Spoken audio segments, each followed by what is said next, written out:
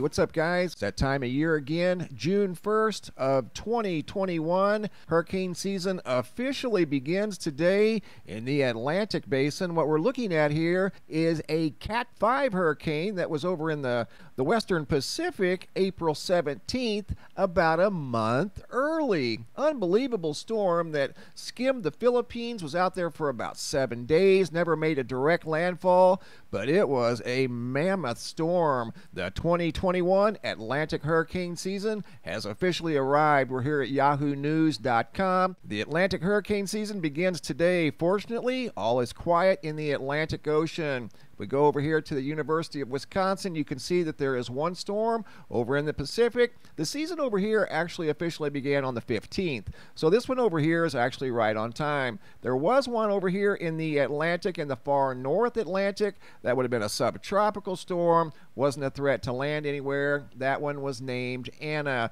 We'll take a look at the list of names here in just a second. Back to the article. All is quiet right now in the Atlantic Ocean, Caribbean Sea, and the Gulf of Mexico. And there's no storms in sight for at least 5 days, according to the National Hurricane Center. And this season, like many others, got off to a head start. Tropical Storm Anna, actually it was a subtropical storm, formed May 22nd, spinning harmlessly in the North Atlantic for about 2 days. The next storm is named Bill, followed by Claudette, Danny, and Elsa. And here's the entire list of the 2021 potential names. If they were all to form, here are the names for the 2021 season: Anna, Bill, Claudette, Danny, Elsa, Fred, Grace, Henry, Ida, Julie and Kate, Larry, Mindy, Nicholas, Odette, Peter, Rose, Sam, Teresa, Victor, and then Wanda. And that would round out the first list. If we go through all of those names, then we would start yet another list, which is also listed here at the website. Forecasters from NOAA said as many as 10 hurricanes could form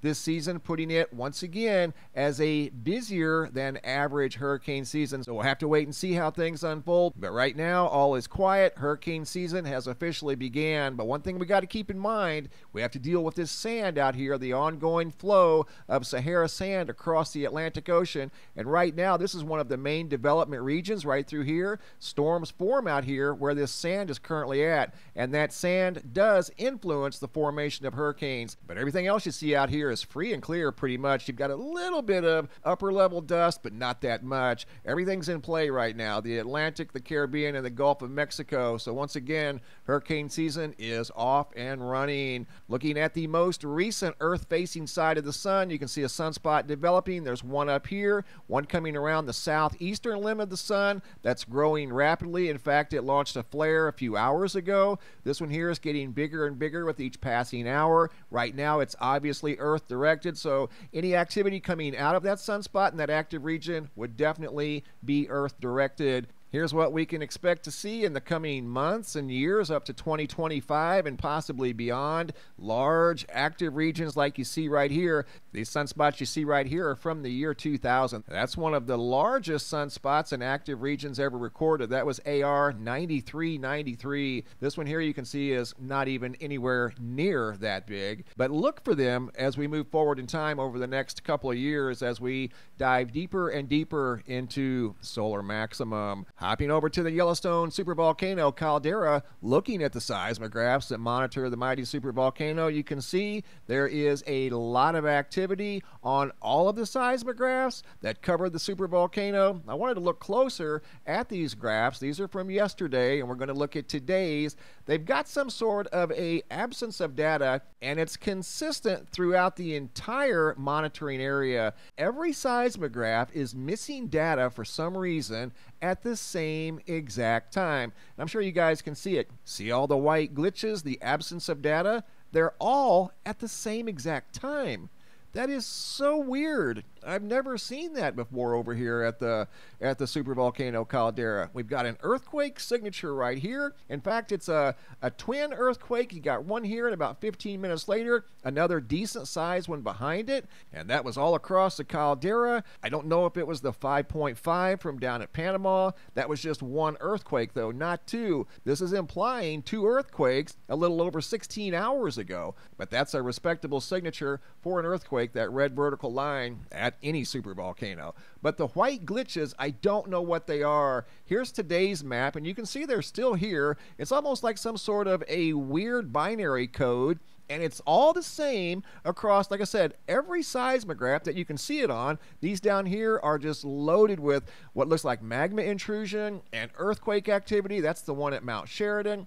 Pitchstone Plateau, same thing. You've got what look like codes and earthquake signatures. They're even over at Old Faithful. And once again, they're all absolutely identical. Something happened, or the lack thereof, at the exact same time, and it was recorded on every seismograph at the Yellowstone supervolcano. And again, that's a first for me. I've never seen anything quite like that. And one quick thing while I'm thinking about it, if you guys would, please share this video and leave a comment down in the comment section. Just leave something as simple as shared video or SV for shared vid. And I want to thank you guys in advance for sharing this video.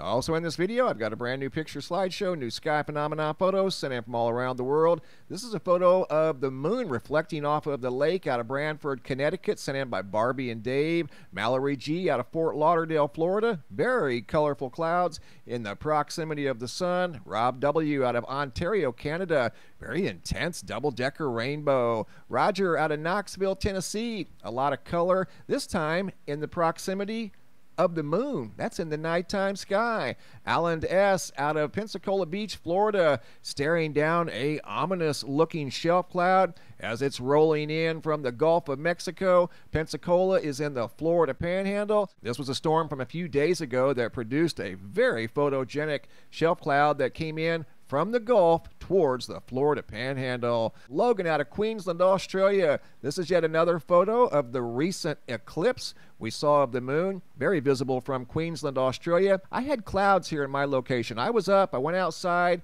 and got a brief photo at 3:28, and then the clouds rolled in, and I didn't see the moon after that at all. This next segment was sent in by Mary Hall of some sort of a unidentified flying object that was picked up by the International Space Station's live cam. Right there it goes. See it? Coming up from the bottom, moving from bottom to top as the space station is moving left to right. Here's another view of the bright object in the sky somewhere above planet Earth.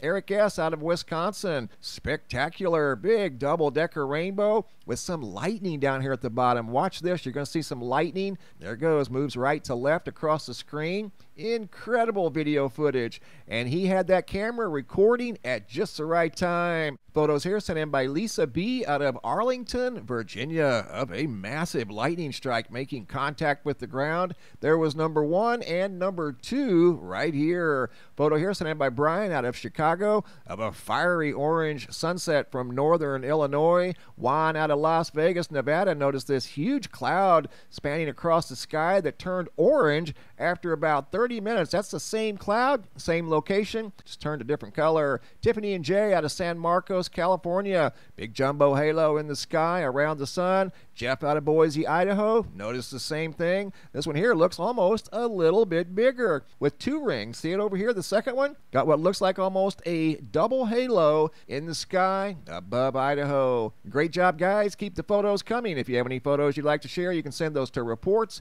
at MrMBB333.com. All of the photos end up here at the Sky Phenomena Photo Gallery at the website, and sometimes I'll use them in a video just like you saw right here. Thanks for watching. Have a super day, and be safe out there.